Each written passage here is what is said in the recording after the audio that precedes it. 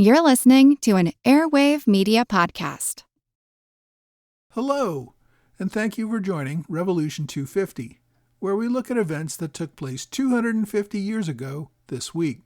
This is from the American Revolution Podcast, just a short bonus episode to remind you about these important anniversaries from the Revolutionary War. This week, we remember the creation of the Continental Army. When the Second Continental Congress began meeting in May 1775, it was unsure what to do about the war that had broken out in New England. Some delegates wanted to fight the war. Others wanted to negotiate a quick peace. By June, they decided that they needed to take control of the army that was besieging Boston.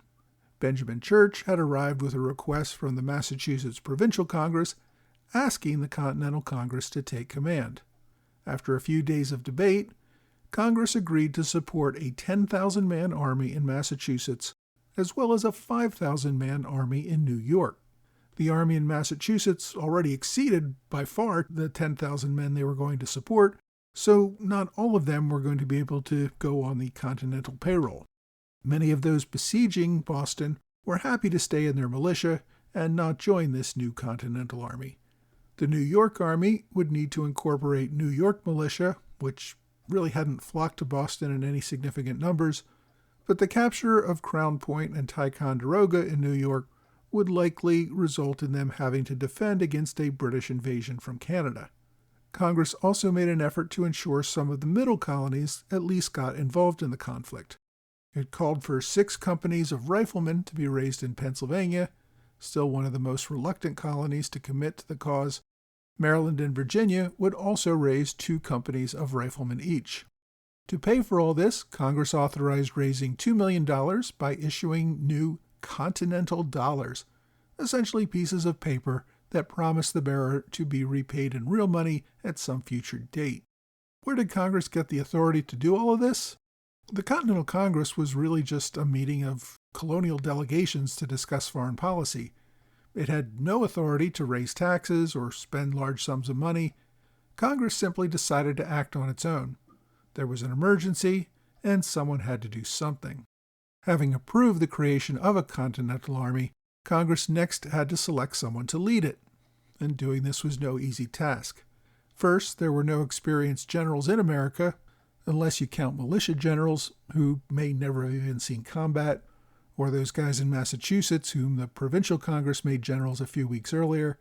This new leader would have to create a whole new army and put it into battle against British regulars almost immediately. But military leadership was only one consideration. Another big one was loyalty to Congress. Next to military defeat, the greatest fear of many delegates was that they would create a successful general who would become the next Cromwell, the Puritan general who overthrew King Charles I in Parliament a century earlier. Armies had a way of turning into dictatorships. Any military leader could not have anything even hinting at such an inclination. Another consideration was diversity. Political leaders wanted to make sure the new commanders would represent many different colonies.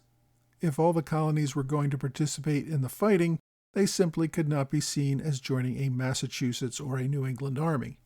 The Continental Army had to be truly continentals, with leaders from the North, South, and Middle. Members of Congress informally considered a number of people. These included Charles Lee and Horatio Gates, who had actually been officers in the regular army before moving to Virginia. They also considered Artemus Ward, who currently commanded the New England Provincial Army, as well as John Hancock, who had been the titular commander of the Massachusetts militia at one point.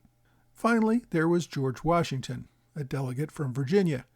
In a classic case of dressing for the job you want, not the job you have, he began attending congressional sessions in his Virginia militia uniform. Although Washington had experience from the French and Indian War, he had done little to distinguish himself during that war. He lost most of the battles in which he fought, and he had tried to get a commission in the regular army, but failed in that endeavor. He had been commander of the Virginia militia, but had been primarily a ceremonial leader for the past decade, pursuing the life of a gentleman farmer and part-time politician. He had not even taken up arms when Virginia fought Lord Dunmore's war against the Indians a year earlier.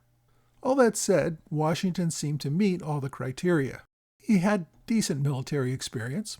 He was from Virginia, which would help bring the South into the war.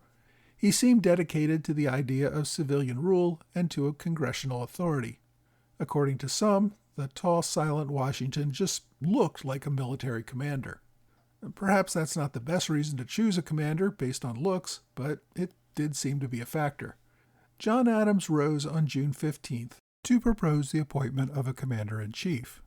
Evidently, he had not discussed his choice with the members of the Massachusetts delegation. As he began his speech, according to several witnesses, John Hancock thought he might be the nominee. After a few minutes, he realized Adams was talking about Washington, which resulted in a change of expression that everybody in the room could see. When Washington became aware that he was being nominated, he immediately left the room so delegates could debate without him being present. After surprisingly little debate, Congress unanimously selected Washington. Now, there's no good evidence that Washington really wanted or sought this position directly. Some historians have argued it would have been unseemly to campaign for the job, which is true, and that Washington was just subtly jockeying for the job by wearing his uniform to Congress and working on all the military committees there. In truth, Washington did see himself as a military expert and probably expected to get at least some high-ranking commission in the new army. But his reaction immediately following the appointment indicates that even he questioned his own ability to serve as the top commander. In his acceptance speech, he said that he did not seek the job and questioned his own capacity and experience to fulfill its duties. Now, perhaps this was false modesty, but Washington did repeat his own self-doubt in numerous letters, including those to his wife in the days following his appointment. Whatever his doubts, he accepted the job and spent the next few days getting his affairs in order and preparing to make the trip to Boston. Washington further endeared himself to Congress by refusing to take a proposed $500 a month salary, instead agreeing to seek only reimbursement for his expenses. With Washington as the chosen commander, and most of the others I mentioned as top generals in the new army, Congress sent them off to New England to command the Continental Army. I hope you've enjoyed this Revolution 250 moment. For more of this story, please check out episode 64 of the American Revolution podcast.